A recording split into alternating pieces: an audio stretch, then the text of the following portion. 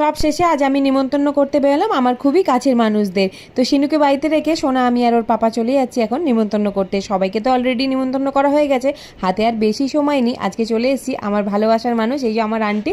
আমাদের অনেক দিনের সম্পর্ক, তো এখনও পর্যন্ত আছে।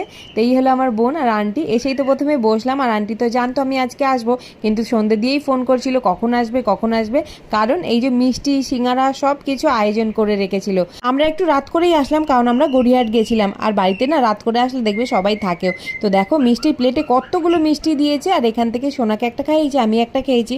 তারপরে সিঙ্গারা দিয়েছিল, এইগুলো আয়োজন করে রেখেছিল। আর এখানে যখন সিঙ্গারা মিষ্টি খাওয়ার পর আমি যখন গ্লাসটা তুললাম, আমি তো ভেবেছিলাম গ্লাসের মধ্যে স্প্রাইট আছে, সেই ভেবে খেতে গিয়ে দেখলাম স্প্রাইটের বদলে জল দিয়েছে, আমাকে উল্লু বানিয়ে দিল। তারপরেই আমার বর আঙ্কেলের হাতে কার্ডটা ধরিয়ে বলল, আমাদের ছেলের শুভ অন্নপ্রাশন আগামী 3রা আগস্ট, আপনারা সব পরিবারে মিলে আসবেন। তো এই প্রথম আমি আন্টির হাতে কার্ড তুলে দিলাম। তোমরাও অন্নপ্রাশনের ব্লগ দেখার জন্য চ্যানেলটা সাবস্ক্রাইব করে দিও। টাটা।